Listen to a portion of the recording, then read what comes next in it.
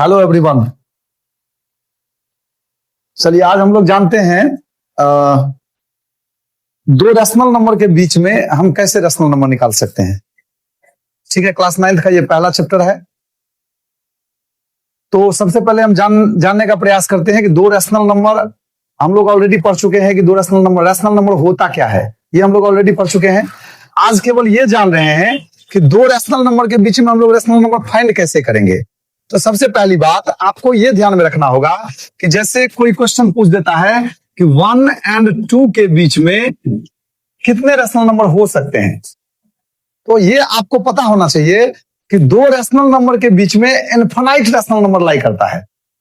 जैसे for example हमारे पास एक नंबर लाइन है, यहाँ पे 1 है और यहाँ पे 2 है, तो ये जितने भी स्पेस है, ठीक है, इस सारे पे कोई ना कोई नंबर है, चाहे वो रेशनल हो या फिर इरेशनल हो।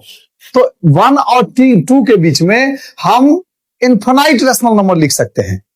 पहला, जैसे कॉमन सेंस का प्रयोग करते हैं हम अपना, कि जैसे 1 के बाद 1 से बड़ा होना चाहिए और 2 से छोटा होना चाहिए। दो रेशनल नंबर के बीच में रेशनल नंबर निकालने का मीनिंग होता है कि 1 और 2 के बीच में यदि हम निकाल रहे हैं तो ये हमको पता होना चाहिए कि वो रेशनल नंबर 1 और 2 के बीच का ही होना चाहिए, अर्थात 1 से बड़ा होना चाहिए और 2 से छोटा होना चाहिए। तो सबसे पहला तरीका कि हम कॉमन सेंस से इसको निकाल सकते हैं। कैसे?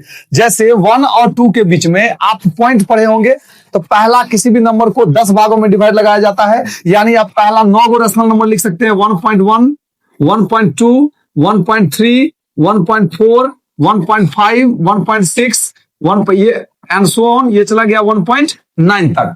इसके बाद 2 आ जाता है। अगर मुझे और भी लिखना है सपोज दैट, तो हम और भी लिख सकते हैं। कैसे? जैसे इसको हम 100 भागों में डिवाइड लगा देते हैं। जैसे हम लिख सकते हैं 1.01, 1.02 एंड 1.02, 1.03 एंड सो ऑन। ये इनफिनाइट रेशनल नंबर हम लोग इसके बीच में लिख सकते हैं अपने मन से, बिना किसी तरीके का प्रयोग किए हुए। खाली ये पता होना चाहिए कि वो रेशनल नंबर 1 से बड़ा होना चाहिए और 2 से छोटा होना चाहिए। आपको पता है कि 1.01 जो है वो 1 से बड़ा है और 2 से छोटा है। ठीक है, तो पहला ये कॉमन सेंस का तरीका है कि आप कॉमन सेंस का प्रयोग करेंगे, आराम से लिख सकते हैं। इसके लिए किसी तरीका की आवश्यकता नहीं है। दूसरा, जो क्लास 9th के बुक के अनुसार जो पहला तरीका बताया गया है वो ये है कि सबसे पहले अगर एक ही रेशनल नंबर आपको निकालना है, दो रेशनल नंबर के बीच में, जैसे 1 और 2 के बीच में हम निकाल रहे हैं, और एक ही रेशनल नंबर यदि हमको निकालना है तो हम फॉर्मूला प्रयोग करेंगे 1/2 इंटू x प्लस y का। मैं ऐसा नहीं बोल रहा हूं कि दो रेशनल नंबर के लिए इसका प्रयोग नहीं कर सकते, 3 रेशनल नंबर के लिए इसका प्रयोग नहीं कर सकते, ऐसा कुछ भी नहीं है।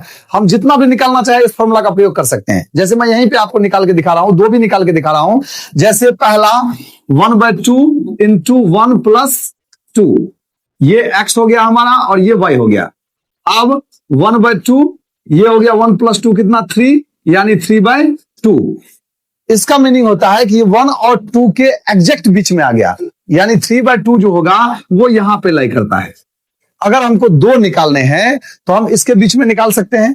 जैसे फिर से अगेन वही फॉर्मूला रिपीट करेंगे कि 1 और 3/2 के बीच में यदि हम निकालते हैं तो 1 प्लस 3/2 को ऐड करेंगे और 1/2 से मल्टीप्लाई कर देंगे, यानी 1/2, इसका एलसीएम हो गया 2, 2 1 जा 2 प्लस 3 यानी 5/4, यानी इसके बीच में आ गया 5/4 एंड सो ऑन। इसके बीच में भी हम इस दोनों को ऐड करेंगे, 1/2 से मल्टीप्लाई कर देंगे तो इसके बीच में निकल जाएगा, फिर उसके बीच में निकाल सकते हैं, फिर उसके बीच में निकाल सकते हैं एंड सो ऑन, इनफिनाइट हम लोग निकाल सकते हैं इस तरीके से भी।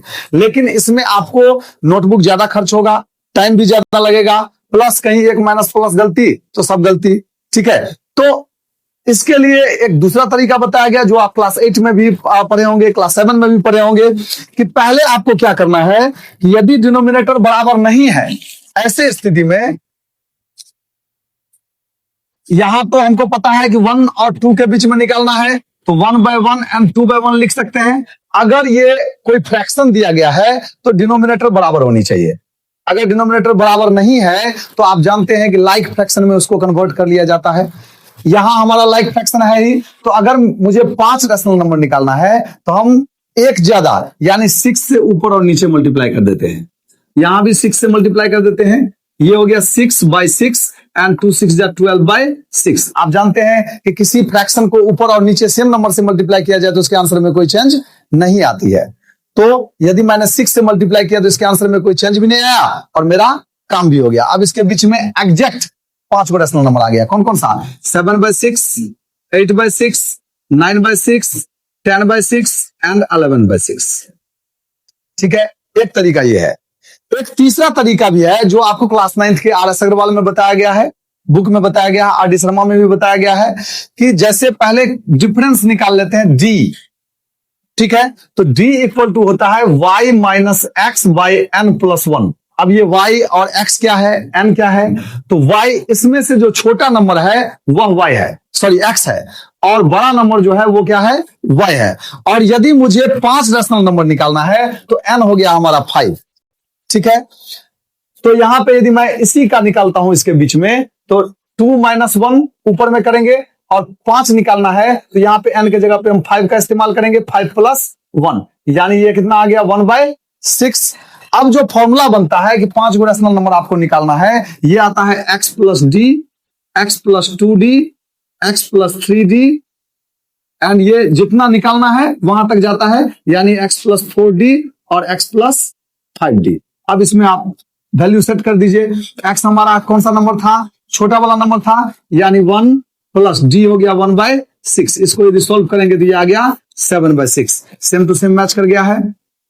यहां पे यदि बिठाएंगे तो x हो गया 1 प्लस 2 इंटू 1/6, यानी 1 प्लस 2/6 कितना हो गया 8/6 एंड सो ऑन। ये आ जाएगा 9/6, 10/6, 11/6।